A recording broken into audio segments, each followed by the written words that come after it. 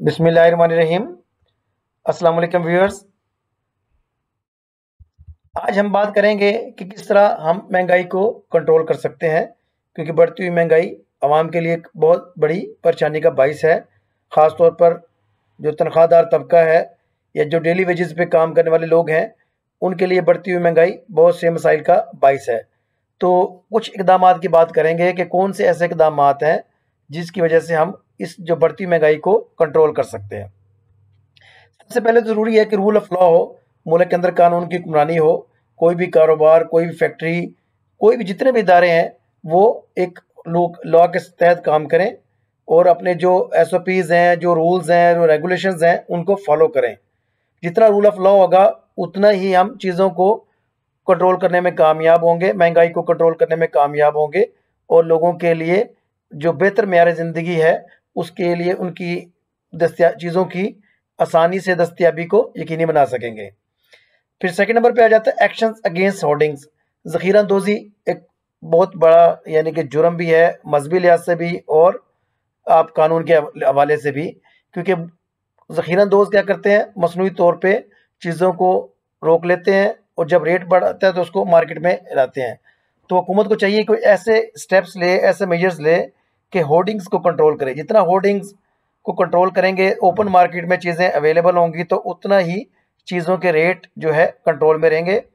अगर होर्डिंग्स बढ़ेंगी, ज़ख़ीरानंदोज़ी बढ़ेगी, तो चीज़ों के रेट भी बढ़ेंगे और आम आदमी की पहुँच से चीज़ें दूर हो जाएंगी।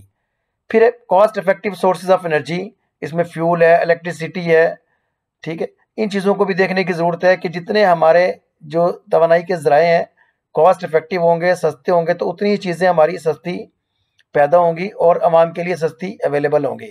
इसलिए हुकूमत को चाहिए कि मुतबादल तवानाई के जो ज़राए हैं उनको इख्तियार करे और बिजली को बनाने के लिए भी कोशिश करे कि कालाबाग डैम और दूसरे मनसूबे हैं जो कॉस्ट इफेक्टिव हैं, जिसके ज़रिए सस्ती बिजली हम पैदा कर सकते हैं।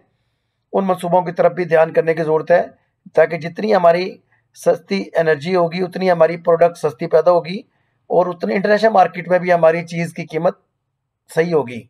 अदरवाइज़ क्या होगा कि बाकी जो ममालिक हैं, उनकी प्रोडक्ट सस्ती होंगी, फिर हमारी एक्सपोर्ट में प्रॉब्लम होगा। इसलिए हम जितने हम मुतबादिल तवानाई के ज़राए इख्तियार करेंगे और सस्ते रिसोर्सेज इख्तियार करेंगे, तो उतनी ही हमारी प्रोडक्ट्स सस्ती पैदा होंगी, तो हम इंटरनेशनल मार्केट में उन चीज़ों को बेचकर ज़्यादा प्रॉफिट कमा सकते हैं। फिर आ जाता है प्रमोशन ऑफ लोकल इंडस्ट्री। जितना हम लोकल इंडस्ट्री को प्रमोट करेंगे, उतना ही हमारा जो डिपेंडेंस है फॉरेन उस पे इंपोर्ट्स पे कम होगा, क्योंकि बैलेंस ऑफ ट्रेड का पॉजिटिव होना ज़रूरी है। बैलेंस ऑफ ट्रेड क्या है? अगर हमारी एक्सपोर्ट्स इंपोर्ट से ज़्यादा होंगी तो हमारा बैलेंस ऑफ ट्रेड पॉजिटिव होगा। अगर हमारी इंपोर्ट्स ज़्यादा हों और एक्सपोर्ट कम होंगी तो बैलेंस ऑफ ट्रेड नेगेटिव होगा। उसका क्या होगा? हमारा जो है करेंसी डिवैल्यू होगी, ठीक है। उसका अल्टीमेटली क्या है नुकसान है कि हमारा जो रुपया जब उसकी कीमत गिर जाएगी, तो हमें जो चीज़ें बाहर से मंगवानी पड़ती हैं, तो वो ज़्यादा उस पर खर्च करना पड़ेगा। तो लोकल इंडस्ट्री को प्रमोट करना ज़रूरी है, ताकि एक तो लोगों को एम्प्लॉयमेंट मिले और दूसरों लोगों को सस्ती चीज़ें मिलें।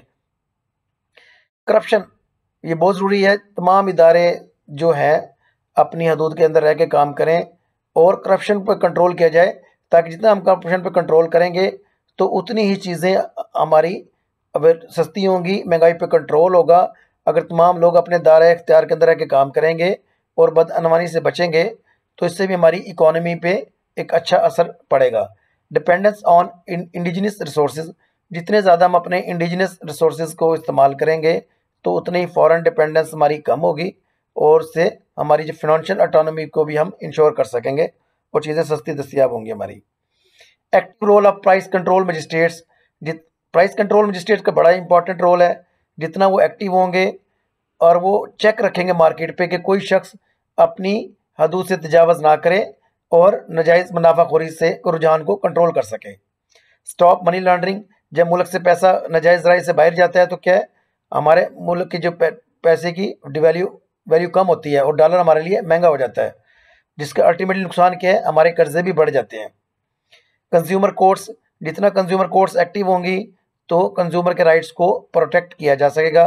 Avoid conflict of interest.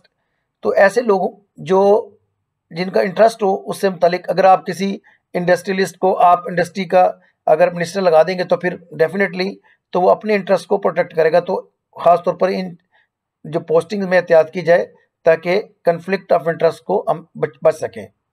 Financial discipline, deficit financing, devaluation, और इन चीज़ों को जितना हम अपने इकोनॉमी को फिनेंशियली डिसिप्लिन करेंगे और खसारे की सरमायाकारी नहीं करेंगे और तखफीफ कदर ज़र से बचेंगे तो उतनी चीज़ें हमारी कंट्रोल में रहेंगी, उनकी प्राइसेस भी कंट्रोल में रहेंगी।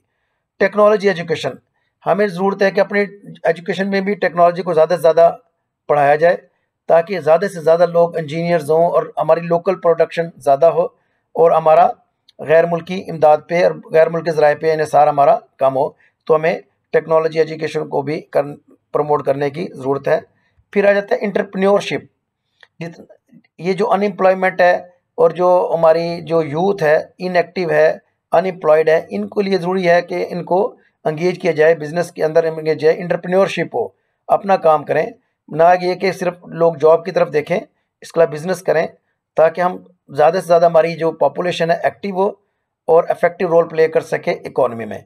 तो ये तमाम चीज़ें मिलके हम क्या कर सकती हैं, हमारे लिए महंगाई में कमी का बाइस बन सकती हैं। अगर हमारी इकोनॉमी स्ट्रांग होगी तो फिर हमारे लिए चीज़ें सस्ती होंगी, तो हम महंगाई को कंट्रोल कर सकेंगे।